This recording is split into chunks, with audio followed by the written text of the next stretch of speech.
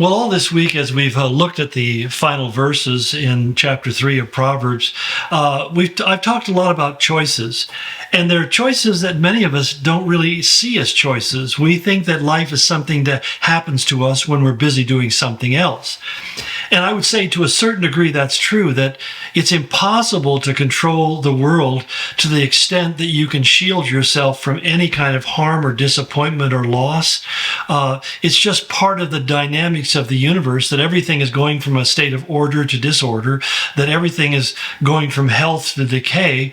And I'm not just talking about your body and your mind, but I'm talking about just the entire world around us. One of the reasons a few years ago we had to have our house painted, because after 30 years, the original paint wasn't standing up too well.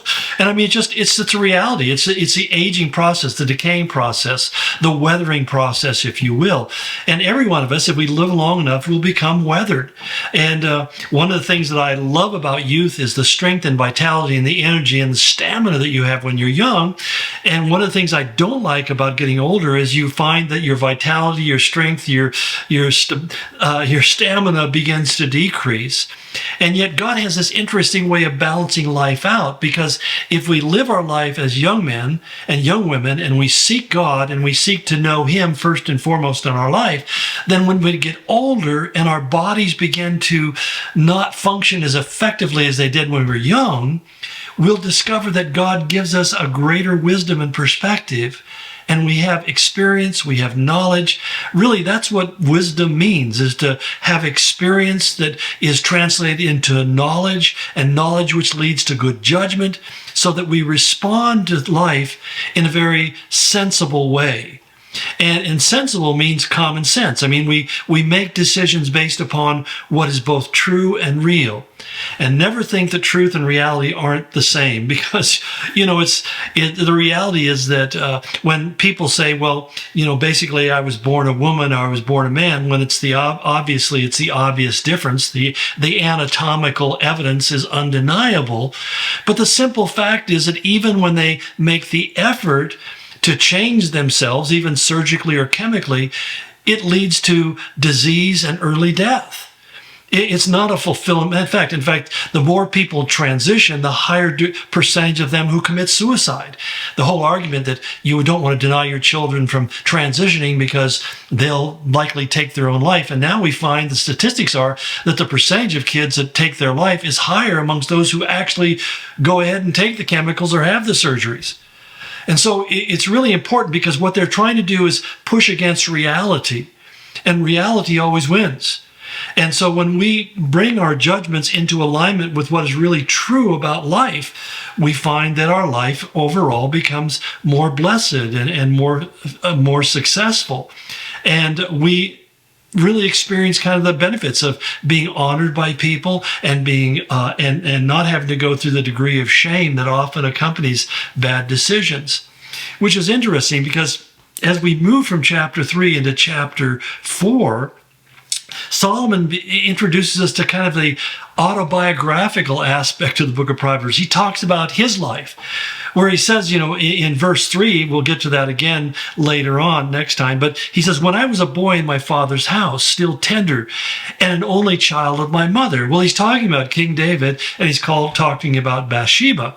Remember, Bathsheba, who was illegitimately the wife of David, had a baby, and that baby was taken home by the Lord because it was the evidence of their sin, and he couldn't let their sin prosper.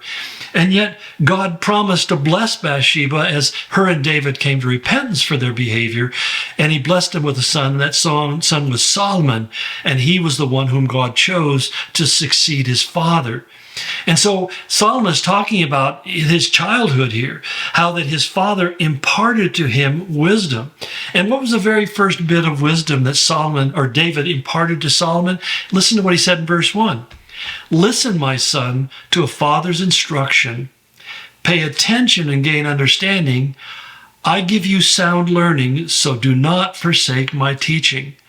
Now, here again is so common in Proverbs. You have the positive and the negative. And he starts off with this positive word of advice. He says, listen to what I'm saying. Now, the word that's used here in the original is very specific in a way. It means to hear with attention and interest. I know that when I was a young man, well, I would say when I was very young, before puberty, before the age of 12, I paid attention to everything my father said, because when you're growing up in that period of your life, you don't see yourself as being distinct or separate from your parents. You see yourself as being kind of part and parcel with them. So whatever your parents say and whatever your parents do becomes really imprinted upon you without you really giving any thought to it. You're kind of learning by association. They're just simply, as somebody once said in a book, it said that young children are wet cement, and so you want to make sure that you try to smooth out all the dimples before they harden and develop some really peculiarities in their personality. Admittedly, we all have peculiarities. Sometimes I think I am really kind of very peculiar, eccentric in some ways, I think of myself, which may be the case. Please don't say amen. But sometimes I think about, I'm kind of eccentric in how I think about certain things. But you see, he says, when I was growing up in my father's house and I was still tender, which means I was still very moldable. I was still very shapeable.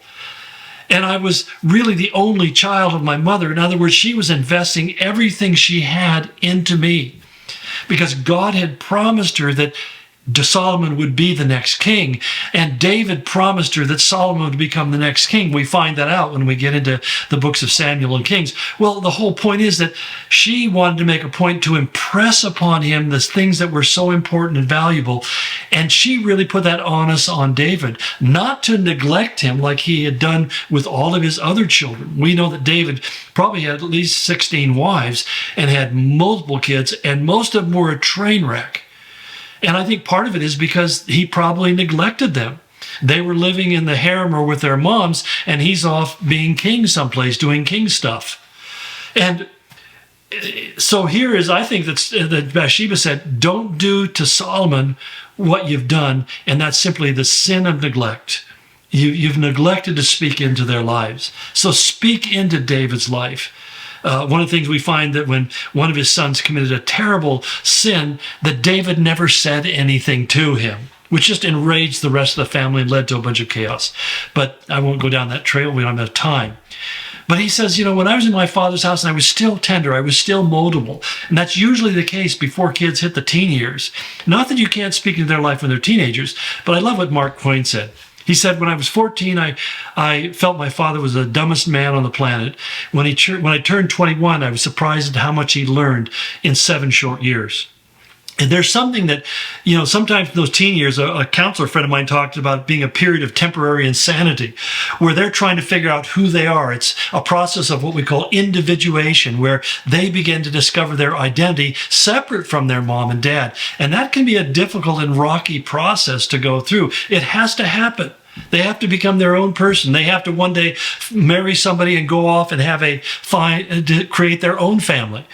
But the whole point is that as we release them, we do it with the knowledge that we have imparted into them as much as we can possibly give for their good.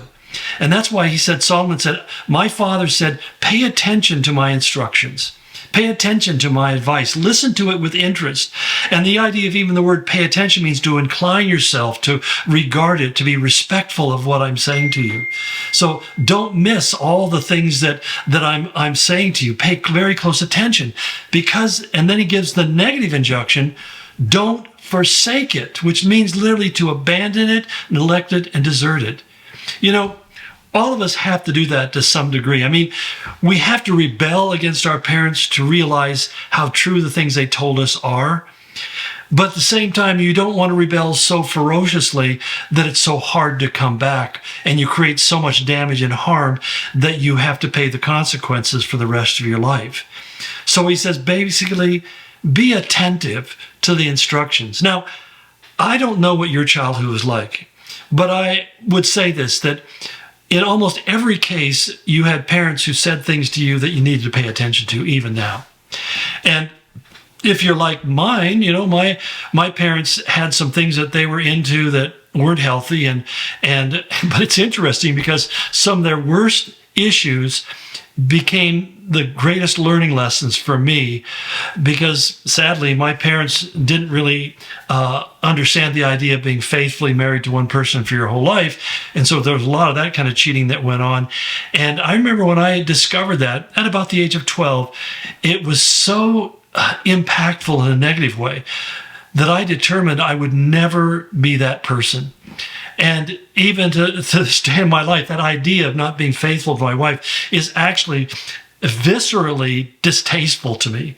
It's just something that I think to myself, I don't want to feel that pain, because the pain I felt when I discovered that in my parents was so difficult. I mean, I can just remember, it's so clear in my mind. It was traumatic. And I remember that from that point on, even as a non-Christian, I may have been with different ladies at different times, but I was faithful to the one I was with at the moment, because that idea of being unfaithful was just nauseating to me. And I think that, so I don't know what your situation or what your story is, but I know that even some of the bad things that you had to endure, I know many people who grew up with alcoholic parents and they won't come near substances that they know are addictive. And good on you, because that's exactly what you might have a proclivity toward. And that's also something that left a very traumatic imprint upon your heart and your mind. And it's probably kept you safe all these years.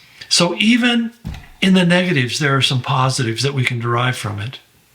Well, I hope this is helpful, and I hope that you'll continue to join with me as we work our way through this amazing book.